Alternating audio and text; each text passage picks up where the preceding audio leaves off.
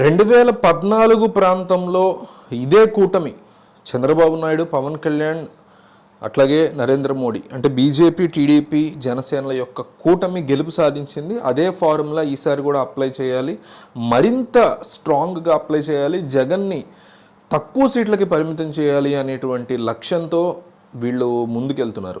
ఎందుకంటే గతంలో మోడీ, పవన్ కళ్యాణ్, చంద్రబాబు వీళ్ళు ముగ్గురు కూడా ఒక బహిరంగ సభల్లో, ఒకటో రెండో బహిరంగ సభల్లో భారీగా జనాల మధ్య కనిపించే ప్రయత్నం చేశారు.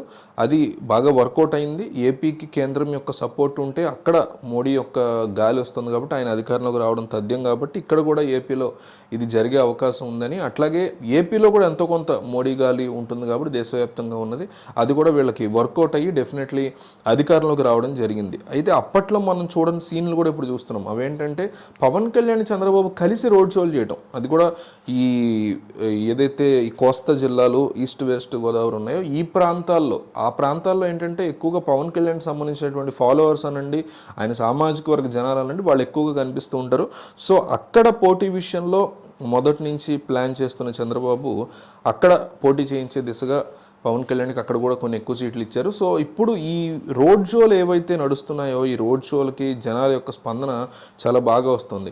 అయితే పి గన్నవరంలో రీసెంట్గా ఒక రోడ్ షో నిర్వహించారు వీళ్ళిద్దరు కలిసి. ఈ రోడ్ షోలో మహాసేన రాజేష్ యొక్క పేరు తీసుకొచ్చారు. మహాసేన రాజేష్ తెలుగుదేశం పార్టీలో జాయిన్ అయ్యి, అంటే అంతకుముందు జనసేనలో ప్రయత్నాలు చేసి కుదరక టీడీపీలో జాయిన్ అయ్యి, తెలుగుదేశం పార్టీకి వీళ్ళకి జాయిన్ అవ్వక ముందు అప్పట్లో వైసీపీలో ఉండి గత ఎన్నికల టైంలో బయటకు వచ్చేసి జగన్మోహన్ రెడ్డి యొక్క అరాచకాలు అంటూ ఆయన మీద తీవ్రమైనటువంటి విమర్శలు చేయటం, దళితుల్ని ఆయన తొక్కేస్తున్నారు అనేటువంటి అంశాన్ని ప్రజలకు తీసుకెళ్తున్నాను నేను అనేసి ఆయన తనదైన శైలిలో జగన్కి వ్యతిరేకంగా ప్రచారం చేయడం, ఆ తర్వాత తెలుగుదేశం పార్టీ ఊహించినట్టుగా పి గన్నవరం టికెట్ ఈయనకి ఇవ్వడం ఈ మహాసేన రాజేష్కి అనేది ఒక బిగ్గెస్ట్ డిస్కషన్గా మారింది.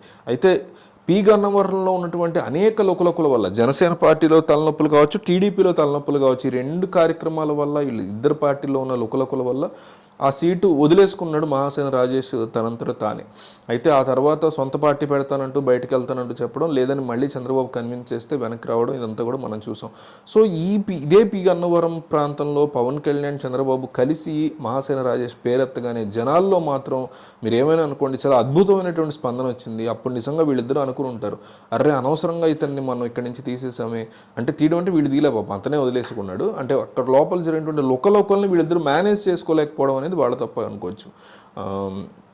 సో అనవసరంగా ఇతన్ని ఇక్కడి నుంచి వెళ్ళిపోవాల్సి వచ్చింది మన పార్టీల్లో ఉన్నటువంటి ఇబ్బందికర పరిస్థితుల వల్ల అని వాళ్ళు అనుకుని ఉండొచ్చు. ఎందుకంటే చాలా అద్భుతంగా వాళ్ళు అక్కడ రియాక్ట్ అయ్యారు. పి గన్నవరం జనాలు మహాసేన రాజేష్ పేరు రాగానే అద్భుతంగా రియాక్ట్ అయ్యారు. సో ఏపీ ప్రజలు మహాసేన రాజేష్ గురించి ఏమనుకుంటున్నారు అనేది కామెంట్ చేయండి. గుడ్ అయితే గుడ్ అని, బ్యాడ్ అయితే బ్యాడ్ అని. మహాసేన రాజేష్ యొక్క మాటలు మీరు ఎన్నోసార్లు వినే ఉంటారు. సో అతని గురించి ప్రజలు ఏమనుకుంటున్నారో అతని కామెంట్స్ చూసినప్పుడు డెఫినెట్లీ అతను తెలుసుకుంటాడు. కాబట్టి ఏపీ ప్రజలు ఏమనుకుంటున్నారో కామెంట్ చేయండి.